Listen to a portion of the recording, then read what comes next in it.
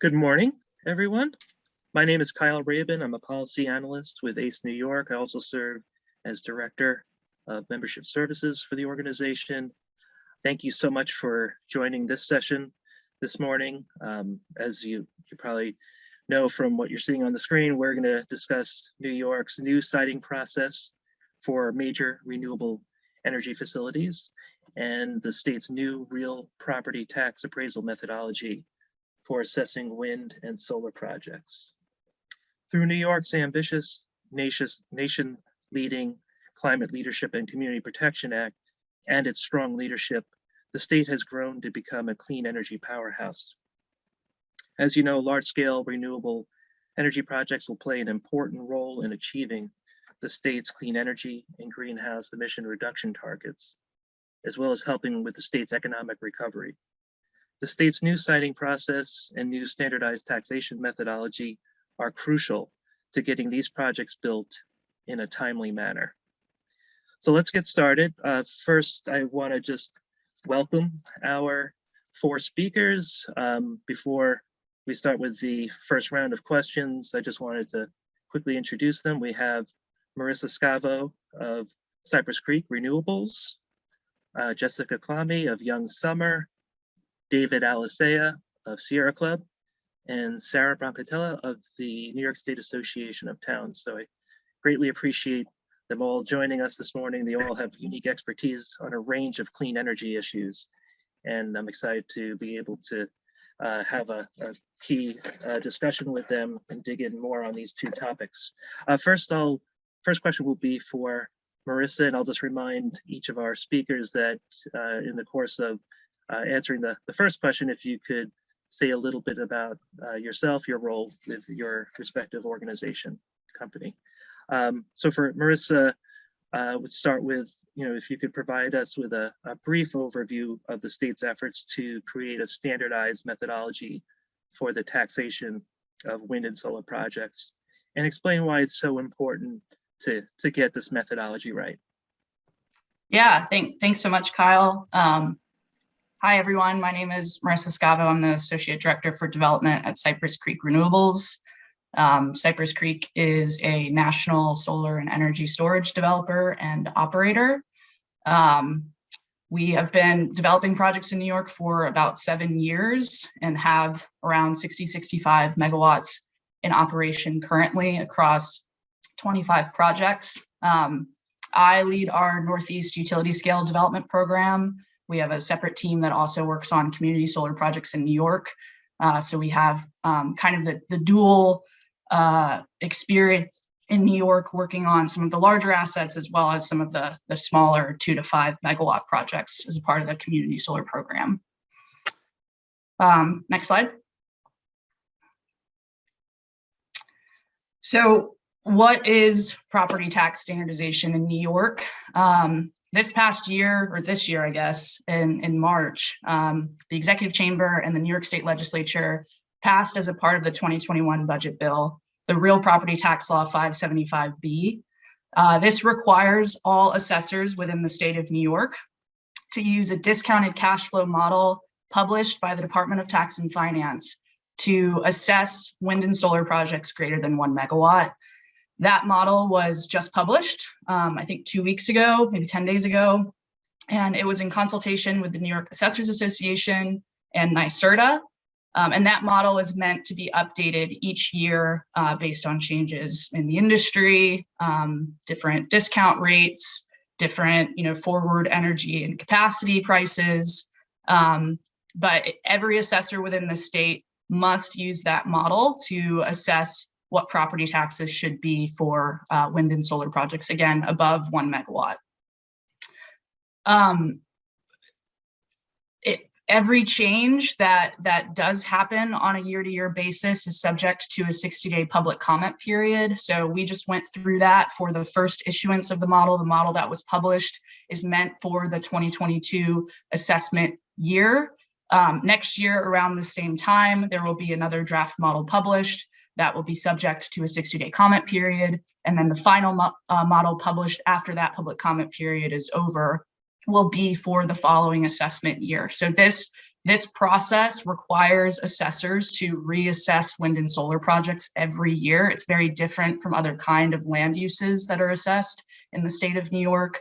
Most other types of land uses are reassessed every 2, 3, 4, even 5 years. But for wind and solar projects now, once the new model is published after that 60-day comment period, the assessors must use that new model for the upcoming assessment roles.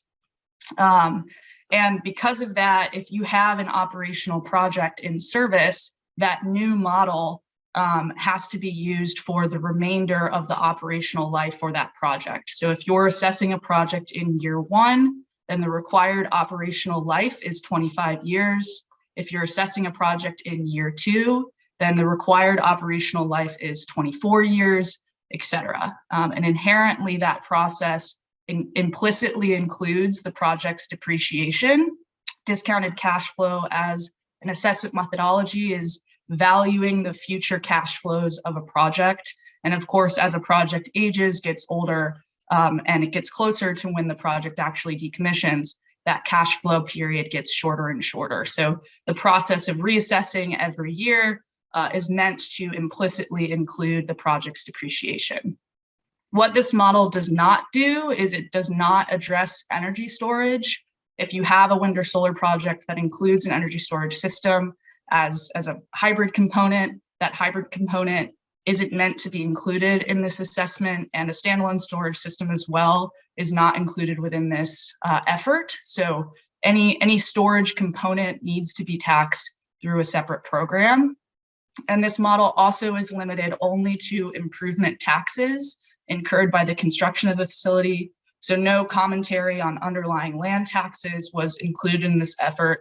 The underlying land of the parcel that the project is built on should be taxed separately by the assessors.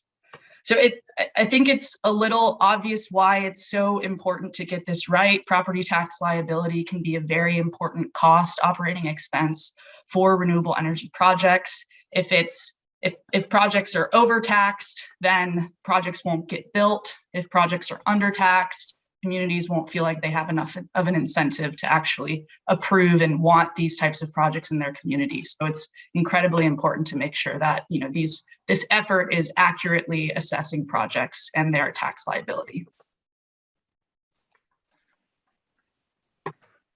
Okay, thank you so much, Marisa. This is such an important aspect to getting clean energy up and running and reaching our goals. And you did a great job providing an overview of what is a very complicated issue, one that we're still wrapping our heads around and hoping to improve upon the methodology in the years ahead. So thank you again. I'm going to now pose a question for Jessica Clammy. If you could provide a brief recap of the state's new siting process and your views of where things are at now and where they need to be going in the years ahead, in the months ahead even. And as part of that, if you could also highlight 2 or 3 of the main differences between the 94C process and the old siting process known as Article 10. If you could give some details on that, that would be great. So I'll hand it off to you. Thank you again. Thank you, Kyle. I hope everybody can hear me. I am Jessica Klami. I'm an attorney at Young Sommer. We represent lots of developers under Article 10 and 94C. Young Sommer has permitted over 1,000 megawatts of renewable energy in the state of New York. So we have gone through the Article 10 process from start to now finish.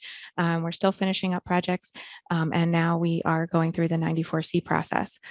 So, just to give a quick update on 94C, as I'm sure everybody here knows, 94C is the new siting process in New York for renewable energy projects with the Office of Renewable Energy Siting, or ORES, or the office. And currently, there are 11 projects that have entered the 94C process. 7 I will say new applications. That means they hadn't filed an application yet under Article 10.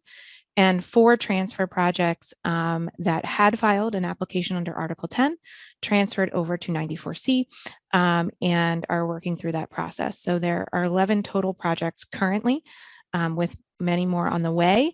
There are, I believe there are 15 projects that had started the Article 10 project process and have notified DPS that they are going to now go over to 94C. So, there's a lot in the pipeline. I think Anne mentioned that earlier. 2 of the transfer projects have actually received their final permits, Riverhead Solar 2 and Morris Ridge, and they are entering the compliance phase, and they will be the first projects, hopefully, to start construction and get through the next phase under 94C. 5 projects have received their deficiency letters from ORES. So we're getting a sense of what ORES is looking for in their applications and what the deficiencies are. The first projects had a lot of repeat deficiencies because they were all going in kind of at the same time, going in before other deficiency letters came out. So hopefully as more projects start filing applications, the deficiency letters will become less as projects are able to see, what is needed for a complete application. What we're seeing is, I have in quotes here, show your work. A lot of the comments are from ORES have been to expand upon what's already in the application, to provide more information, in particular, sound, wetlands, and any local law waivers. They seem to be the most heavily commented on in the deficiency letters. Kind of not new. That was something very similar under Article 10 as far as issues go. Those were hot button issues. So it's not surprising that we are seeing some deficiencies in those areas. I encourage anybody who's in the process to read the deficiency letters. They definitely give some insight into what ORES is thinking, their interpretation of the regulations, and what we can expect in the future. Some things that we're seeing as far as the new process is definitely a learning curve for everyone. The developers who are in Article 10 have to unlearn some things. ORES is learning as they go. And so we are, trying to work together with the regulators to figure out the process and to make it as seamless as possible. I will say that one way we could do that is definitely more staff for ORES. I think anybody who is working with the state right now would agree.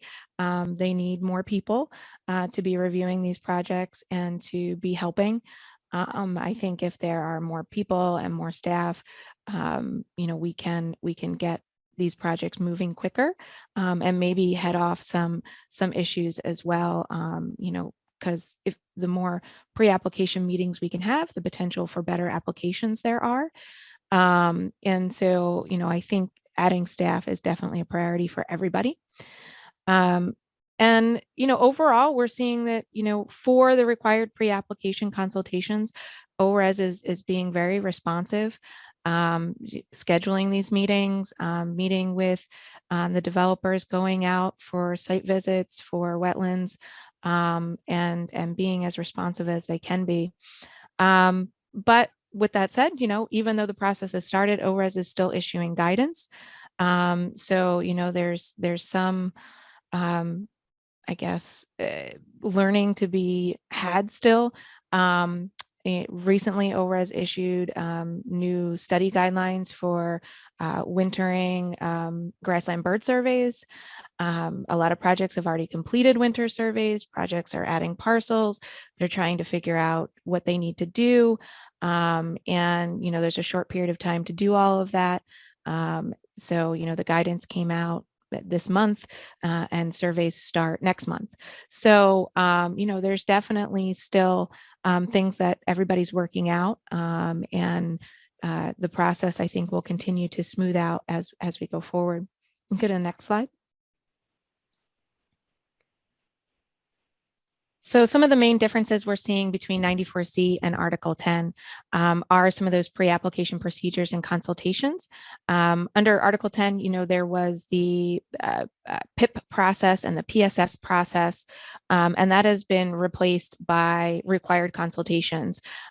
Those consultations were occurring to some degree under Article 10, but 94C, that's a requirement. Those are mandates. So that's your consultations with your local communities.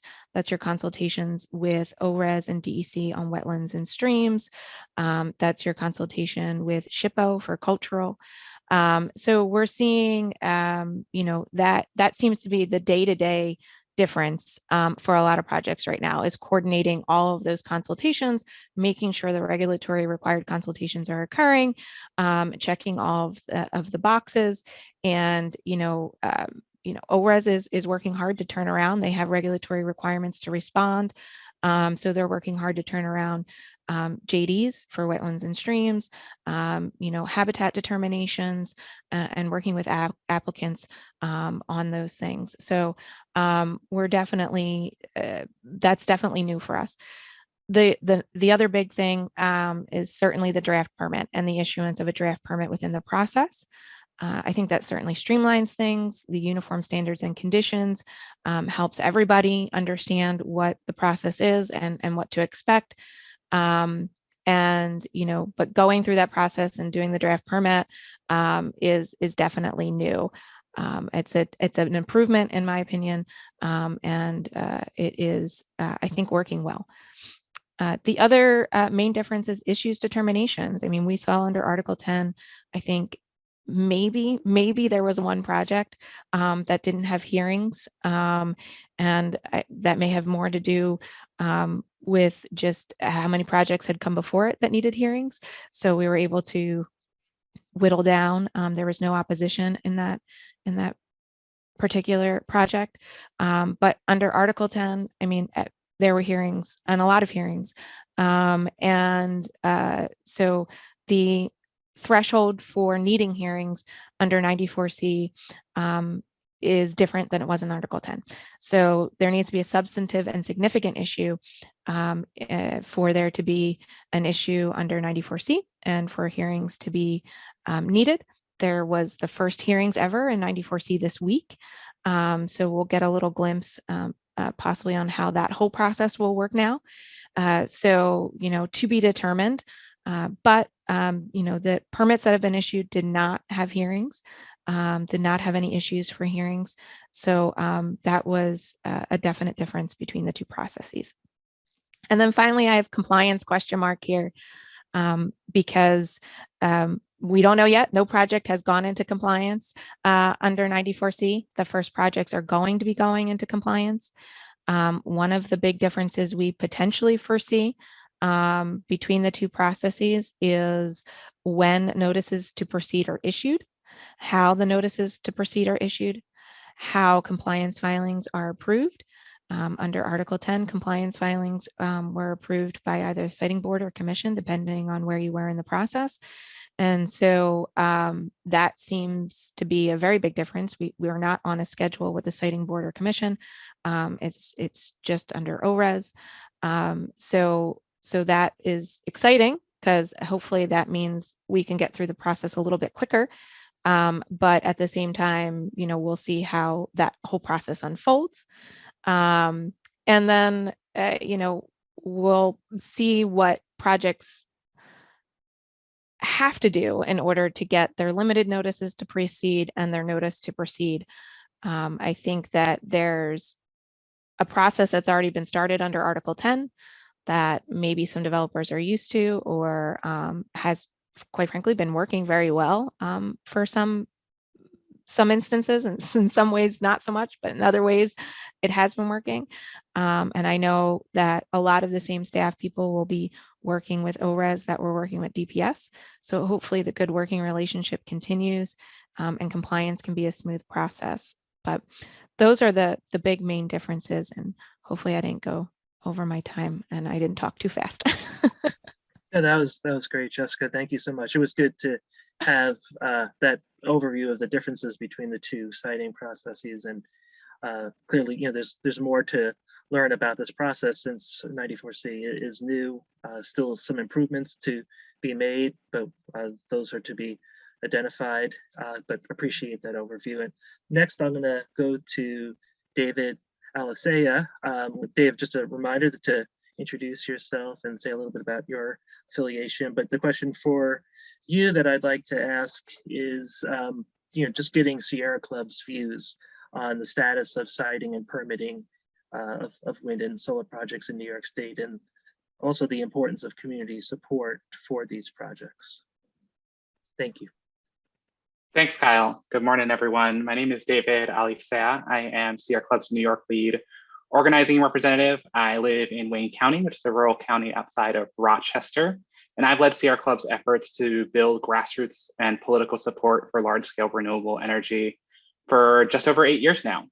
Most of my time is spent right now on land-based wind and solar in the sort of western half of the state, so I think Rochester to Buffalo, where we're seeing a lot of development. Sierra Club's perspective here is in large part, we have the state policies to support the growth of renewable energy. We have a strong clean energy standard with regular and well-funded solicitations. The Office of Renewable Energy Siting is reviewing applications in a much more timely manner. And we're in a much better position than we were just, say, 8 years ago when I started this role. So community support is still critical. Local communities retain a lot of control over zoning and taxation. And for the long-term success of the transition to clean energy, we need community support. There are a lot of developers out there that are doing robust community engagement, that are building that support for their projects, but there are areas for improvement. So I just want to highlight a few areas of growth and how they can help get renewable energy projects built. Just as developers engage towns and local governments, we see engaging Native nations early on in the process in that pre-application phase can help avoid conflicts. And so if there are sacred sites, if there are burial grounds in a project area in the general region, it's better to have a conversation with a nation early and identify that and adjust your project accordingly, so that you are not running into conflicts further down when things are really far developed. There's also an opportunity to really improve communication and collaboration with local labor unions. At Sierra Club, we have too often heard that the decision to use local union labor comes late in the process. It's up to subcontractors. And so there isn't that early conversation. And I think we can look for the land-based wind and solar projects that I have worked most closely with at the Sierra Club. We can look at the offshore wind industry and we can see how memorandums of understanding, project labor agreements, and really close communication between developers and labor unions can create really deep buy-in. And that buy-in ripples out into the community. That buy-in develops community support across the region. And finally, I think there's more work to be done to engage and provide tools for supporters. Over the years, we at Sierra Club have worked with New Yorkers for Clean Power, United Solar Energy supporters, a number of other groups to help to support supporters that are in the community. At Sierra Club, we ourselves have set up a process to evaluate and endorse specific projects. And so in the past, we had people who we were able to go out there and say, we support renewable energy, but we couldn't speak to a specific project. So now we have a process to do that. And in turn, if we endorse a project, we can galvanize our members to generate comments, to turn out at public hearings, to advocate specifically for these projects in their community and with the Office of Renewable Energy Siting.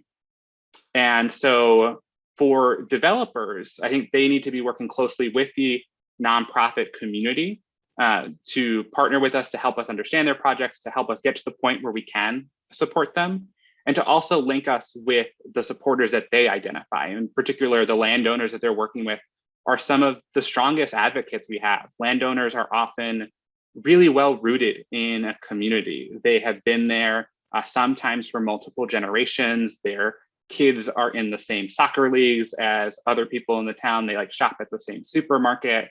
And they are some of the strongest spokespeople we have. They are often better than a developer. They are better than the Sierra Club.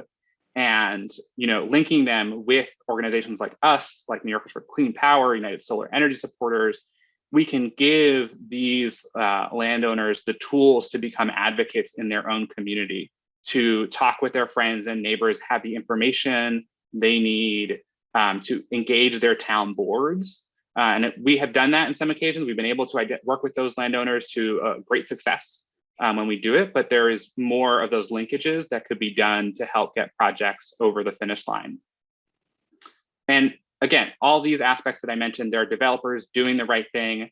And those are the projects that you are seeing move through the siting process as smoothly as possible. You're seeing them avoid some of the pitfalls, avoid the conflicts, and you're seeing them enter the construction phase on time or closer to on time than projects that struggle with community support. And so it may seem some of these things like an investment earlier on, it may seem like it is, going to take more time and more financial resources, but ultimately at the end of the day, that means getting your project built. We see that as an investment that is worthwhile to do. And it, we also feel that it sets up for the larger clean energy transition. I know for developers, they're interested in that one project, but for us as a environmental organization, there's a larger transition that needs to happen. It is a number of projects that need to get built. It is the transition in our electric sector, in our heating sector, in our transportation sector, and we need to do this right. We need to build that community support to set up for the other transitions that we're going to see. So thank you for your time. I'll pass it back to Kyle. Thank you so much, David. No, those are very helpful to hear the perspective of Sierra Club, and you shed some light on how things could be improved, the importance of communication at the community level, and what can help pave the way for the development of more projects, and what are some pitfalls to avoid as well. So appreciate that. I'm going to move on to Sarah Brancatella. Sarah, if you could say a little bit about your role at the Association of Towns, and for you, I wanted to also hear a little bit about what the Association of Towns is hearing from its members with respect to the permitting process, as well as standardized methodology for taxing wind and solar projects. I know that's quite a bit to cover, but if you're able to keep it to 5 minutes, I appreciate it. Thank you. I think I can do that. My name is Sarah Brancatella. I am Legislative Director and Counsel with the Association of Towns. I have been with AOT for about 10 years as counsel for most of that, and then I took over as Legislative Director a few years ago. For those of you who don't know, the Association of Towns is a membership organization. We train and educate town officials for the 933 towns in New York State. We also advocate on their behalf. Towns are remarkably diverse in New York. The largest town has a population of 800,000, which would actually make it the 16th largest city in the United States. The smallest town in New York has a population of 38. So there are a lot of different issues. It's remarkably diverse. And given that diversity, one of the hallmarks of the Association of Towns is we're a big proponent of home rule, which is basically just the idea that a municipality should have control over local matters. Local governments are in the best position to deal with local matters. And so it was on the basis of home rule that the Association of Towns did things like oppose Article 10. We opposed 94C, we opposed the standardized methodology. So I feel really good about that we're batting 1,000 on that one. No, I really appreciate ACE inviting me to participate in this panel, because even though I like to joke that sometimes after our conversations, it's great for me because I can make my memo of opposition 3 points instead of 4 points long. I think it's really important to maintain communication. I think it's very useful. So since the law has been adopted, since 94C has been adopted, AOT's role is not to oppose it anymore. We're really involved in trying to help our members navigate it, help them understand the law.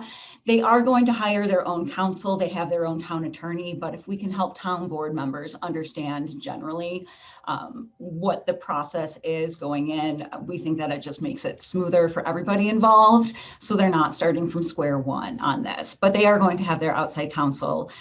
Our members, quite frankly, they're still upset about 94C. I think that there is some bitterness over the way that it was done, that it was included in the 30-day amendments instead of having a full vetting process. For the actual citing process under 94C and how that's going, I think, Jessica had mentioned that we're still learning things. We're still in the middle of it. We're interested to see how things play out. I think a lot of our members are interested to see how what local laws are going to be overturned and how that standard is going to be applied. I know that there was the ability to overturn local laws under the Article 10 process, but the language under 94C has a slightly different standard. So I think that our members are really interested to see how that applies. As far as the standardized methodology, ultimately, AOT decided not to submit comments on that. I know that there was the public comment period, and AOT decided not to submit comments on it. And one of the reasons we did that was because one of the things that we asked for with the standardized methodology when it came out was, initially we were opposed. We don't want it. Option 1B would be, please get the assessors involved in developing this model. And the state did that. So we were pleased that the assessors were involved in developing the model. I can't say that our membership is thrilled with just the simple fact that it exists. They feel like the state sort of steamrolled over them. And that's why I think, David, talking about the importance of community support is critical. Talking to the municipalities where these projects are going to be cited early and often is really important. I think sometimes we've seen, or I think sometimes our members have heard or told us that they feel as though developers are purposely trying to obfuscate things by just dumping a ton of papers on them. So I think just clear communication, often communication is one of the best ways to get community support. And yeah, I mean, I think we're just interested to see how it plays out, but I would be a liar if I said that a lot of our members are happy about this. So I think it's just the main concern is that local concerns are addressed. And working with ORES, and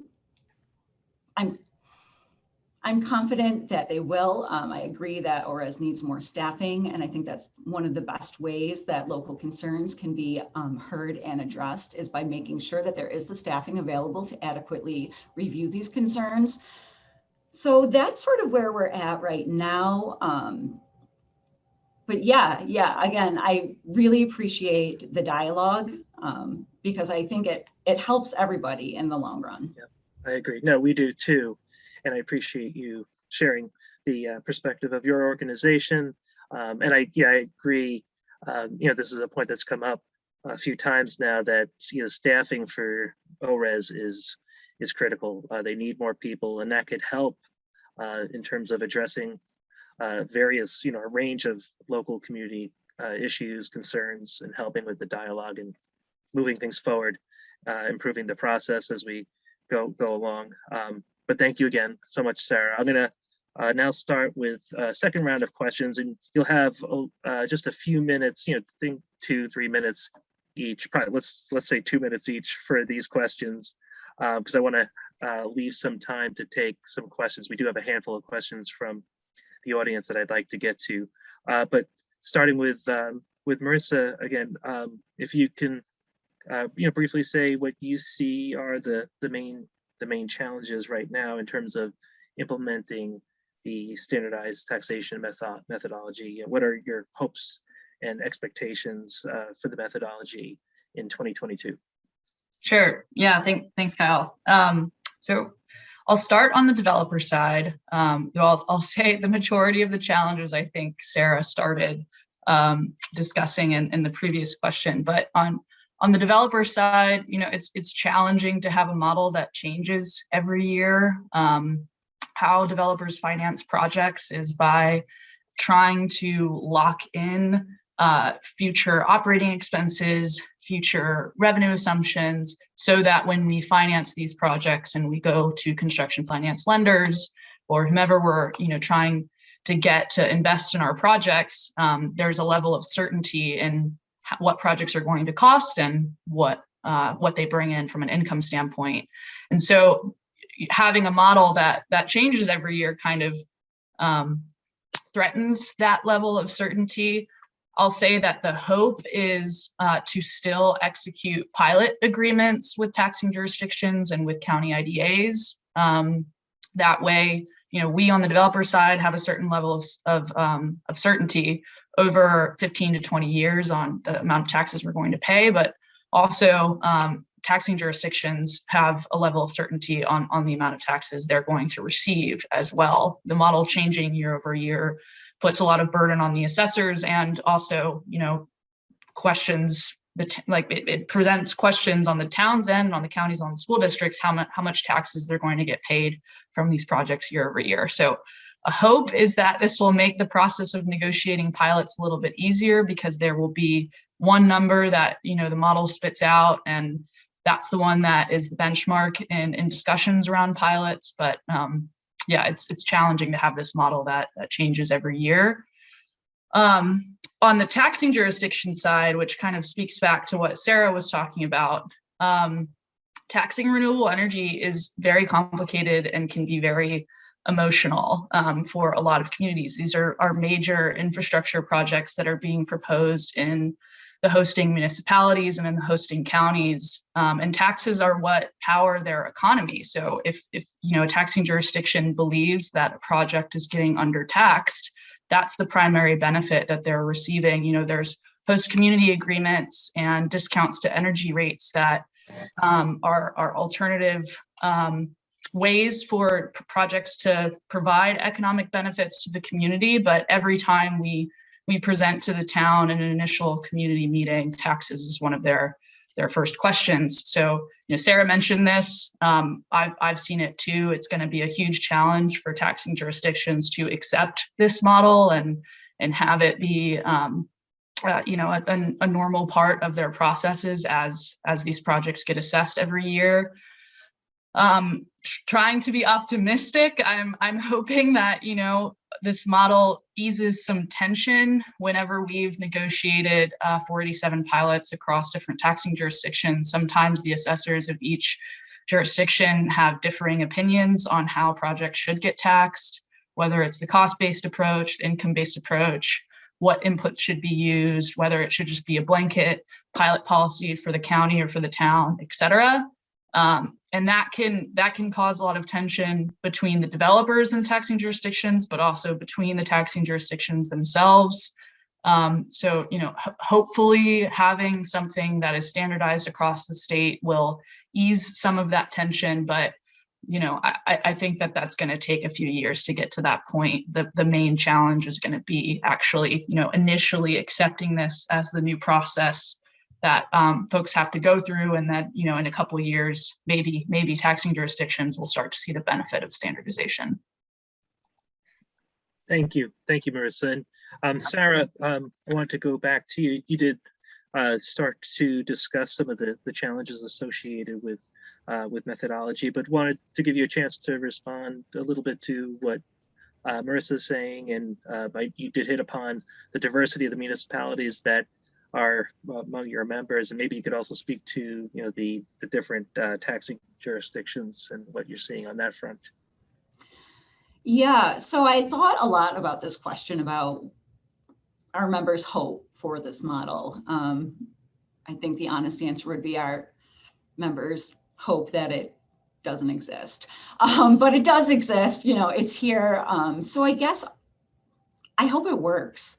On the one hand, I hope it works, and I hope that our members don't feel that they are being taken advantage of. And I know that maintaining the ability to negotiate pilots was a huge point for our members. That was really, really important to them. So we're very happy that that's still there. I wasn't really sure how to answer this question, to be honest, because on the one hand, I'm like, yes, I hope that it works. And I hope that municipalities feel as though they are getting a fair deal, and that, it is easier, because I do definitely understand that renewable energy technology and projects present a different sort of assessment challenge. So on the one hand, I hope it works. On the other hand, I'm like, I hope it doesn't work so well, because other people are going to want to do this. Other industries are going to want to do this, and we want to maintain local control. But we'll see how it goes. We'll see how it gets implemented. I think our biggest thing is that we don't want to feel taken advantage of. And I think having the assessors involved in creating the methodology and creating the model was so critical to that. And we were, again, really happy that the state decided to add their voices in creating that model. Okay, no, thank you, Sarah. And yeah, I mean, in terms of, I agree that the communication on this topic as well is absolutely key moving forward. And no doubt there could be some issues to improve upon. Next, I'm going to pose this question to both Jessica and Sarah, switching over to siting. Just what do you see? And I know you touched upon this to some extent, but what do you see as the main challenges when it comes to the siting process going forward? And maybe if you could just hit upon one or two. Yeah, I think some of the main challenges that I see that I didn't touch on before would definitely be, project changes after we've started the 94C process, modifications to projects, how that's going to be handled, what that process is going to look like. I have yet to encounter a project that was 100% final design at the permitting phase and didn't have any changes before they started construction. I think that is a very unlikely and unrealistic expectation. So, how that's going to work and what level of process will be involved for project changes, I think is a big challenge as we go forward in 94C. And as more projects enter the process, we will get a glimpse of what that's going to be like. In the same vein, I also mentioned this previously, but that's part of the compliance process as well. And what that looks like, I think that permitting is one thing, construction is a whole nother thing. And so I think the process for compliance and how projects get into construction and what they need to do in order to get notices to proceed is still a little gray. And we need to work through that process with ORES and DPS to some extent. So hopefully, we can streamline that process to make it smooth, and the towns are involved in that as well. So, keeping open communication with everybody, I think, is going to be important as we go through the actual construction of a project. And then some of the other, main challenges are, we understand there's mitigation, but mitigation costs are still a big question mark.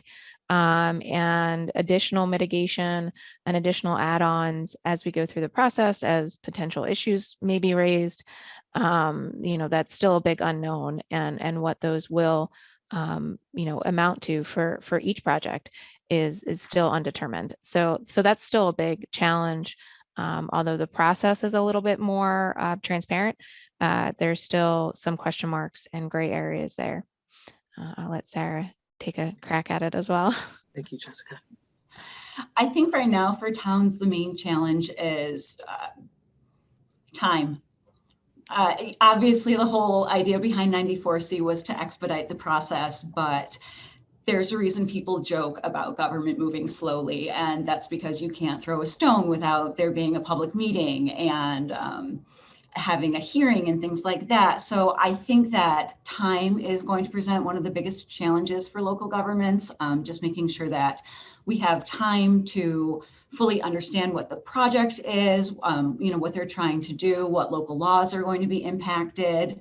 And I think it doesn't seem like an obvious nexus, but even something like advocating for the ability to hold meetings remotely is actually really advantageous and helpful to developers, to furthering clean energy, because just the ability to have meetings remotely means that you can meet more easily and you can have more information disseminated. You can work together more easily. So we're hopeful. That's one of the things that AOT is advocating for. And I know, again, it doesn't seem like an obvious thing for clean energy, but one of the things that we're advocating for is to continue to have the ability to meet remotely. And I think that that's something that would help mitigate some of the challenges that are presented by the compressed time frame, and making sure that local governments know what's going on, know what's up.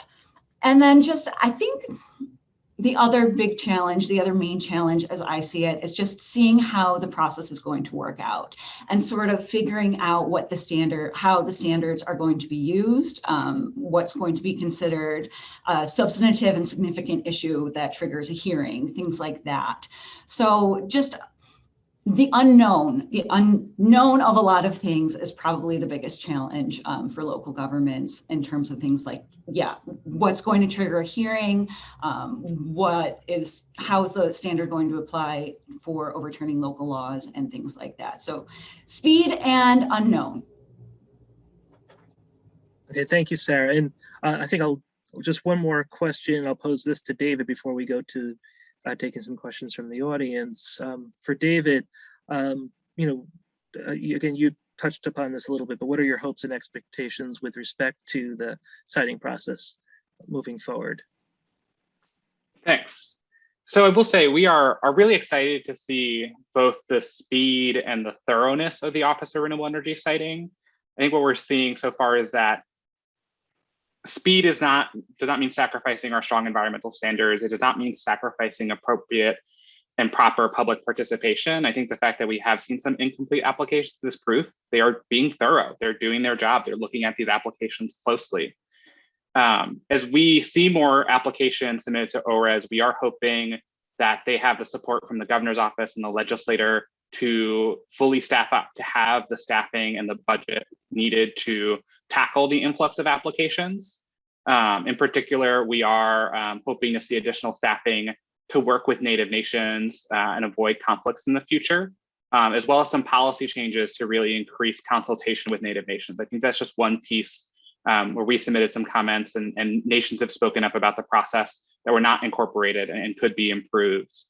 And ultimately, I'm really hopeful that once we are seeing this tranche of projects right now in construction become operational, the ones that received permits this year go into construction, that communities are going to begin seeing the dividends. I think it's one thing for us to say, you're going to see increased tax revenue, your schools are going to be able to do new programming or to provide property tax relief, to actually like seeing it in action, to make it tangible. So you can say, oh yeah, that town next door, like they were able to lower their tax rate.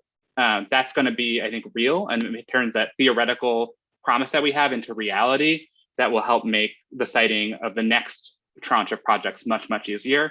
And so I'm excited to see that those projects come into operation. Thank you, David. And I think we'll start Q&A. And since we have you in the spotlight right now, I could pose this first question to you, David. There's a question in regards to Sierra Club's project evaluation criteria. And is that currently available to the public? Yeah, so we can share, I think, our criteria, not I think the full like scoring and analysis standpoint. I'm not going to say the criteria off the top of my head because I know I'll forget one. But it was a mixture of looking at environmental criteria as well as social criteria, because as we build renewable energy projects, things like community support matter. Like that is important. Things like hiring local workers, like those things are important. And our goal here is we're not the DEC, we are not ORES, like are not going to be able to go into the level of granularity that permit application will, but really trying to identify like what are the best projects? What are the projects that we feel very confident that there are not significant challenges? Like we're not regulators, but just trying to take that sort of cream of the crop. What can we really put our effort and energy behind and supporting?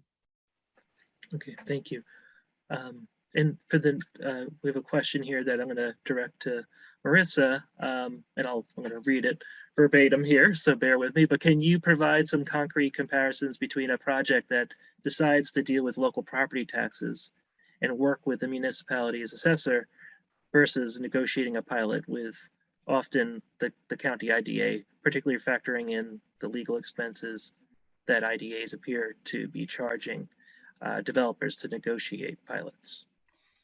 Yeah, so oddly enough, on the large scale renewables side, we actually haven't negotiated a pilot with the IDA. All of our pilots for our large scale renewables projects are 47 pilots directly with the municipalities. We have several community solar IDA pilots, and so I can, if whoever posed this question is interested in getting direct experiences around how that process went, I can follow up. But in general, how we view deciding to go through a local process where we deal with individual taxing jurisdictions individually versus going through an IDA is really a matter of, does the IDA have a solar and wind policy for pilots already in place? Are they interested in negotiating a pilot on for wind and solar projects? Sometimes IDAs are not very interested or really want to engage in the process. Sometimes they are. There was a provision that was adopted in the budget bill this year that adds renewable energy to the scope of what IDAs should be encouraging. And so I think more and more IDAs will reference that when they're deciding whether to be interested in negotiating a pilot or not. And yeah, IDAs both charge legal expenses to negotiate pilots, but they also have their own fees. There's a benefit to signing a pilot with an IDA in that they can be longer than 15 years. 487 individual pilots with taxing jurisdictions are limited to 15 years. So if a developer or if the taxing jurisdictions want a pilot that's 20, 25 years, then signing one with an IDA is a benefit, but that comes at a cost of legal expenses and IDA fees. So that it's a decision between both the taxing jurisdictions and the developer of, well, what's the benefit of a longer period of time where there's certainty around tax liability versus the expenses that the IDA is charging. We've seen in the pilots that we've negotiated with individual taxing jurisdictions that the assessors really wanted to do that themselves. They wanted to have ownership over that process, and that's why for the projects that we have 487 pilots, we decided to go that route. We were able to build support across the taxing jurisdictions and consensus across the taxing jurisdictions, and that process was fairly smooth and helped us avoid some of the legal expenses and IDA fees that otherwise would have been charged. Great, thank you so much, Marisa. And next question I'm going to pose to Jessica. In the 94C process, intervenor funding is only offered after application submission, yet there's a lot of engagement required and possibly review by towns, their attorneys and consultants prior to application submission. How are developers and towns addressing this issue, possibly helping to fund local communities earlier on in the process? Well, it really depends. I think as Sarah explained, towns across the state are all different. So their level of engagement can oftentimes dictate what and how a developer engages with the town too, and what the town is expecting themselves to do or what the town wants to do. So, for most projects, towns can tend to be pretty engaged when there's a major renewable energy development project proposed in their town.